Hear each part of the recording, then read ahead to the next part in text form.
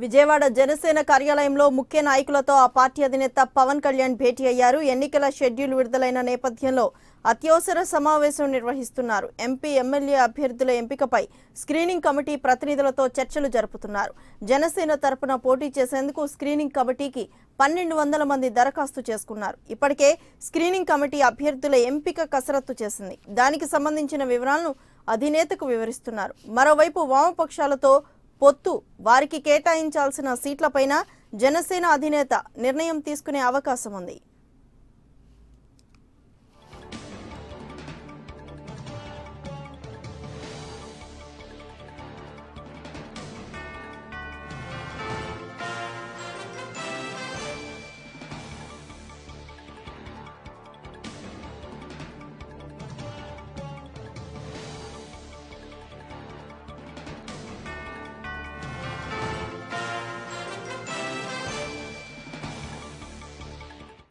విజయవాడ జనసేన కార్యాలయంలో ముఖ్య నాయకులతో ఆ పార్టీ అధినేత పవన్ కళ్యాణ్ భేటీ అయ్యారు. ఎన్నికల షెడ్యూల్ విడుదలైన నేపథ్యంలో అత్యవసర సమావేశం నిర్వహిస్తున్నారు. ఎంపీ ఎమ్మెల్యే అభ్యర్థుల ఎంపికపై స్క్రీనింగ్ కమిటీ ప్రతినిధులతో చర్చలు జరుపుతున్నారు. జనసేన తరపున పోటీ చేసేందుకు స్క్రీనింగ్ కమిటీకి 1200 మంది దరఖాస్తు చేసుకున్నారు.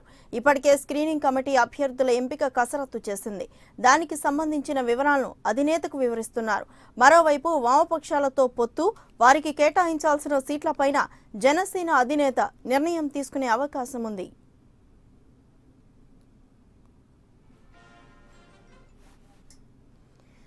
ఇక జనసేన అధినేత కార్యకర్తలతో అలాగే నేతలతో భేటీకి సంబంధించి మరింత సమాచారం మా ప్రతినిధి చంద్రశేఖర్ అడిగి తెలుసుకుందాం. చంద్రశేఖర్, చెప్పండి, ఎన్నికల నోటిఫికేషన్ వెలువడిన నేపథ్యంలో పవన్ కళ్యాణ్ ముఖ్య నేతలతో సమావేశమైనట్లుగా తెలుస్తోంది.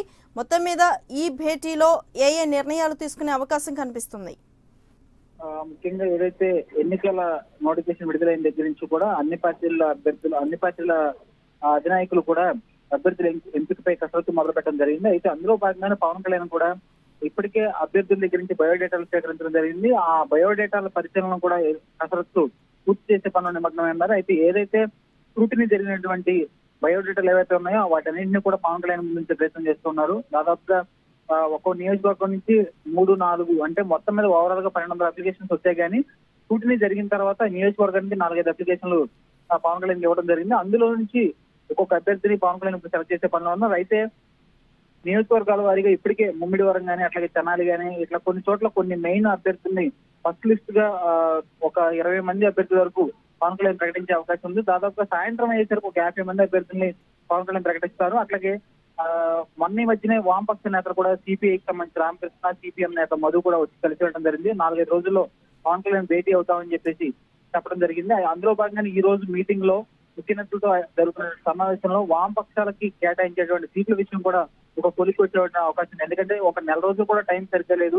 ఇప్పుడు అభ్యర్థులు కనుక కరెక్ట్ గా ప్రకటించకపోతే ఇబ్బందులు పడే అవకాశం ఉంది. కాబట్టి వామపక్షాల పొత్తు అలాగే వాళ్ళకి ఇవ్వాల్సినటువంటి సీట్లు కేటాయింపు విషయం కూడా చర్చ జరిగే అవకాశం కనిపిస్తా ఉంది. అట్లాగే మార్చి 14న జరిగేటువంటి జనసేన ఆవిర్భావ సభకు సంబంధించి కూడా ఈ ఏర్పాట్లలో ఈ యొక్క ముఖ్య నేతలతో నిర్ణయాలు తీసుకున్నటువంటి అవకాశం మనకు కనిపిస్తా ఉంది లలిత. అయితే చంద్రశేఖర్, ప్రధానంగా ఎన్నికలకు ఇంకా నెల రోజుల సమయం ఉన్న నేపథ్యంలో ఆవిర్భావ సభ నుంచే పవన్ కళ్యాణ్ ఎన్నికల శంఖారావాన్ని మొదలుపెట్టే అవకాశం కనిపిస్తుందా?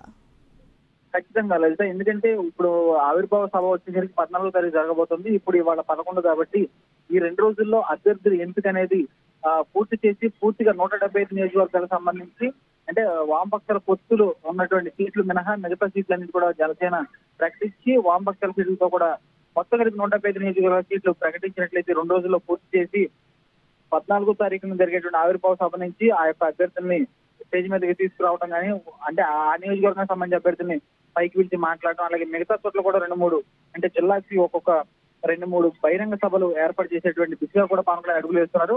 సరిగ్గా చెప్పాలంటే ఇప్పటికే జగన్మోహన్ రెడ్డి సభలు నిర్వహిస్తున్నారు. అందులో భాగంగానే 14వ తారీఖు నుంచి పవన్ కళ్యాణ్ యొక్క సభల మీద పూర్తిగా దృష్టి పెట్టి అభ్యర్థుల్ని ముందుకు తీసుకెళ్లేటువంటి పరిస్థితి మనకు కనిపించేటువంటి అవకాశం ఉంది చర్చలో లలిత. అయితే చంద్రశేఖర్, ప్రధానంగా అంటే ఈ ఎన్నికల్లో ఎంతమంది కొత్త వారికి పవన్ కళ్యాణ్ అవకాశం కల్పించబోతున్నారు? దీనికి సంబంధించి నేతలు ఏమైనా చెప్పారా? అంటే ఇప్పుడు జనసేన పార్టీలోకి సంబంధించి అటు టీడీపీ నుంచి కానివ్వండి లేదంటే కాంగ్రెస్ నుంచి అట్లాగే వైసీపీ నుంచి వచ్చిన వాళ్ళు కానీ చాలా తక్కువ పరిధిలో ఉన్నటువంటి సమాచారం మనకు ఉన్నంత వరకు.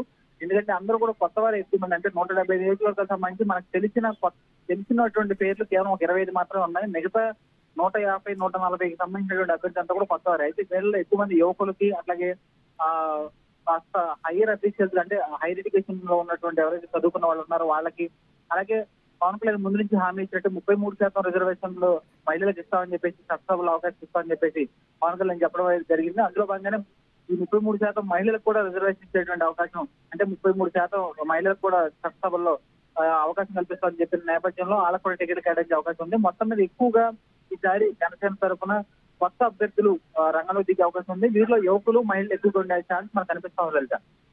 అయితే చంద్రశేఖర్, ప్రధానంగా ప్రజా పోరాట యాత్రతో ఇప్పటికే అంటే రాష్ట్రంలోని చాలా ప్రాంతాలని తిరిగిన పవన్ కళ్యాణ్ అభ్యర్థుల ప్రకటనకు సంబంధించి కానీ, అలాగే ఎన్నికల ప్రచారానికి సంబంధించి కానీ పూర్తి స్థాయిలో సన్నద్ధమైనట్లేనా?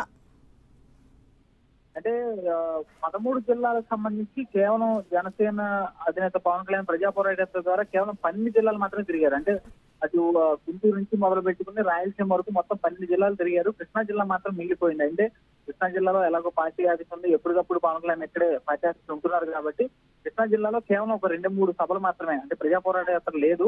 కేవలం 2-3 సభలు, బహిరంగ సభలు పెద్దవి, అట్లాగే నియోజకవర్గాల వారీగా తిరగడానికి పవన్ కళ్యాణ్ షెడ్యూల్ వేస్తున్నారు. అందులో భాగంగానే 12 జిల్లాల్లో దాదాపుగా అభ్యర్థులను ఉద్దేశించి మాట్లాడటం కానీ, లేదంటే అక్కడ సమస్యల మీద పవన్ కళ్యాణ్ పోరాటం చేయడం కానీ, అక్కడ అభ్యర్థులను అంచనా వేసి వాళ్ళకి సీట్లు కేటాయించే అవకాశం ఇవన్నీ కూడా దాదాపుగా ఎంపిక పవన్ కళ్యాణ్ ఒక అవగాహన వచ్చింది.